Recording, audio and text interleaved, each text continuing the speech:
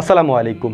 আলিফ Mahmud social মিডিয়ার মাধ্যমে আপনারা অনেকেই হয়তো তাকে চিনে থাকবেন। তিনি বাংলাদেশের কুমিল্লা থেকে পায়ে হেঁটে পবিত্র মক্কায় গিয়েছেন হজ করার জন্য এবং তিনি 2024 সালের হজ পালন করবেন পবিত্র মক্কায়। তিনি বর্তমানে মক্কাতে অবস্থান করছেন। গত কয়েকদিন আগে ভিসা সংক্রান্ত কারণে তিনি ইথিওপিয়া গিয়েছিলেন তার ভিসার কাজ করানোর জন্য। মূলত আমি এটা নিয়ে আলোচনা করতে চাচ্ছি না।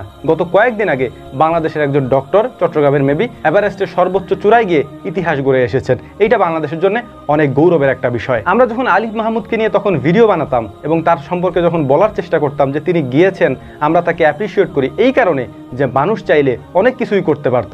এখন আপনাদের কাছে একটা জিনিস আমার প্রশ্ন থাকবে, আর সেইটা হচ্ছে আলিফ মাহমুদ যে কাজটি করেছেন এই কাজের ব্যাপারে অনেকেই ফতোয়া দিয়েছেন, অনেকেই অনেক কথা বলেছেন, অনেক ধরনের মন্তব্যও করেছেন। চাইলে আলিফ মাহমুদও এভারেস্টের চূড়া জয় করতে পারত যদি তার মননশীলতা ওরকম থাকতো, যেরকমটা চট্টগ্রামের ওই ব্যক্তি করেছেন। যদি আলিফ মাহমুদ এরকম করতেন তাহলে কি লাভ হতো? এটা নিয়ে কি কোনো ফতোয়া হতো?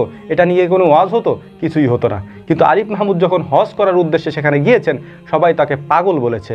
আমার কাছে তার একটা জিনিসই ভালো লেগেছিল, আর সেইটা হচ্ছে তার যে মননশীলতা, তার যে ইচ্ছা শক্তি। তিনি চাইছেন যে আমি হজে যাব এবং 5-6টা দেশ পার হয়ে তিনি পায়ে হেঁটে প্রায় 7000 কিলোমিটার অতিক্রম করে তিনি হজে পৌঁছে গিয়েছেন। এভারেস্টের চূড়ায় যিনি পৌঁছেছেন, আপনি একটা জিনিস চিন্তা করেন তো, ইসলাম কি এটা কখনো সমর্থন করে?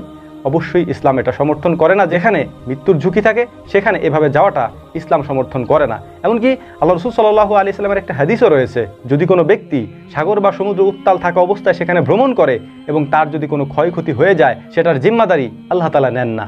এই কথার দ্বারা স্পষ্ট এটাই, যদি কোথাও মৃত্যু ঝুঁকি থাকে সেখানে সফর করা, যদি সেটা ইসলামের বাহিরে হয়, সেটা কখনোই উচিত নয় এবং সেটা অনুচিত। আলিফ মাহমুদ যে কাজ করেছে, সে সৌদি আরবে গিয়েছিল হজ করার জন্য।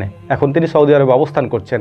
আর যিনি কয়েকদিন আগে চট্টগ্রামের যে ভাই, তিনি এভারেস্টের চূড়া জয় করে এসেছেন, তিনি তার কোনো উদ্দেশ্য ছিল না। তার উদ্দেশ্য ছিল, তিনি একজন পর্বত আরোহী মানুষ, তার উদ্দেশ্য ছিল আমি পর্বত জয় করে আসব। তিনি করে এসেছেন। এখন একটা জিনিস চিন্তা করেন, কেউ যদি ইসলামের জন্যে, কেউ যদি তার নিজের ধর্মের জন্য কোনো জিনিস করতে চায়, আর কার মনের মধ্যে কি আছে এইটা আমরা জানি না, কোন নিয়তে কে কি করছে এটাও আমরা জানি না। সুতরাং কাউকে নিয়ে মন্তব্য করার আগে, কাউকে নিয়ে কোনো কিছু বলার আগে আমাদের ভেবে বলা উচিত। কারণ আল্লাহ রাব্বুল আলামিন কার মনের মধ্যে কি আছে এইটা জানার সুযোগ আমাদেরকে দেন নাই।